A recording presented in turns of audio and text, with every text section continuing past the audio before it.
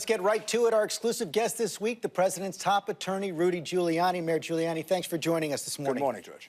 The president said you're going to get the facts straight, so let's try to get some facts on the table to begin with.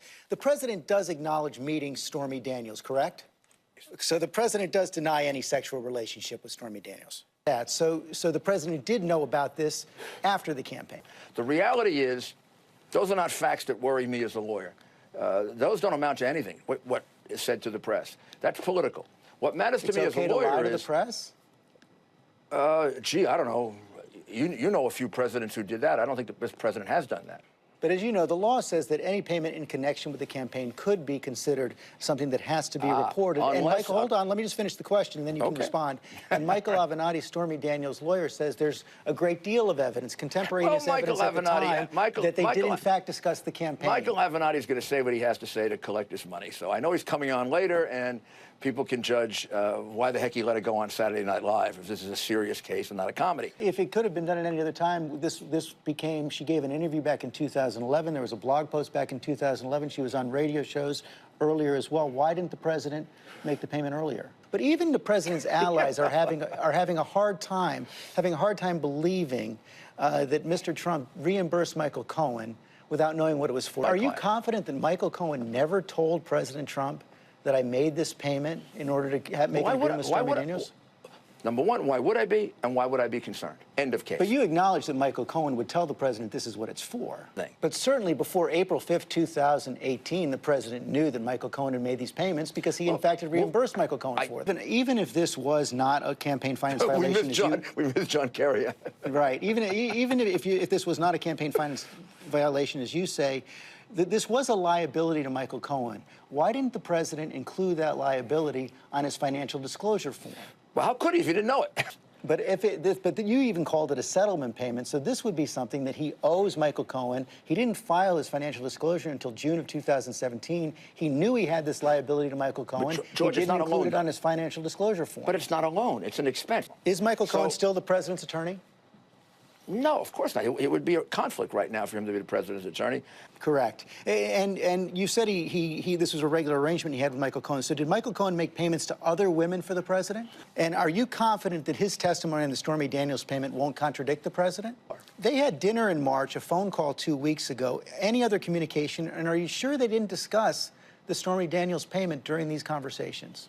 And has the president or any member of the president's team ever suggested to Michael Cohen in any way that the president would pardon him if he were indicted or convicted? Jay and I have made it clear, and Michael's lawyers all know that obviously is not on the table. That's not a decision to be made now. There's no reason to pardon anybody now. So it hasn't been discussed? It has not been discussed, and would not be discussed. And let's talk about the Mueller investigation. The president said again on Friday that he wants to speak with Mueller, answer his questions. So you're prepared to make that happen? Collusion. Several questions on that list about collusion. Well, there were questions about it because they don't have any answers. Right. Mayor, if the president's done nothing wrong, as you say again and again, and he tells the truth... He hasn't done anything wrong, George. I know, and if he tells the truth as you would advise him to do, what is the danger in answering Robert Mueller's questions? Because they're trying to trap...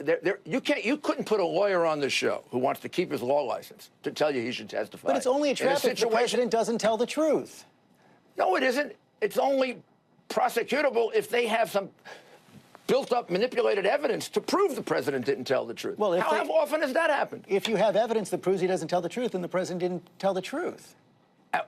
No. People do things like lie. People lie. Could Comey be lying? You're damn right he could be lying, George. And we're going to walk ourselves into a trap like that? Well, I couldn't. If Mr. Comey lied to the special counsel, then he's the one who's vulnerable to perjury. If the president tells the truth, he's not. And the special counsel has to be open to believing that. The special counsel so far seems to think that Comey is Moses, and I happen to think Comey is Judas. But you believe the president is telling the truth. If you believe that, if you have that conviction, you're his attorney. Why don't you say, go in, talk to Robert Mueller, tell the truth? Because I wouldn't be an attorney if I did that, George. I'd be living in some kind of unreal fantasy world that everybody tells the truth. I'm not going to set... They don't have a case on collusion. They don't have a case on obstruction, which is why they're asking all these cockamamie questions about what do you feel, what do you think. I'm going to walk them into a prosecution for perjury like Martha Stewart did? Right, but what happens if Robert Mueller subpoenas the president? Will you comply? Well, We don't have to. He's the president of the United States. But Hillary Clinton treatment is what I'm looking for. And that is no under oath, only a Q&A, and then we get the questions in advance, and they write the report 2 weeks before. Well, he has briefed you on the topics he wants to discuss. Are you confident the president will not take the fifth in this case? Oh, how can I ever be confident of that? When I'm facing a situation with the president and all the other lawyers are, in which every lawyer in America thinks he'd be a fool to testify, I've got a client who wants to testify. Please don't. He said it yesterday, and Jay and I said to ourselves, "My goodness, I hope we get a chance to tell him the risks that he's taking." So he may testify. And we may actually work things out with Bob Mueller, because working with him directly is good. But if they keep undermining it, and we have situations like Judge Ellis saying that they're out of control and they're not authorized, and they refuse to give the judge their authorization. What's going on with that, George? God almighty. Final question. Do you still want Rod Rosenstein to shut down this investigation?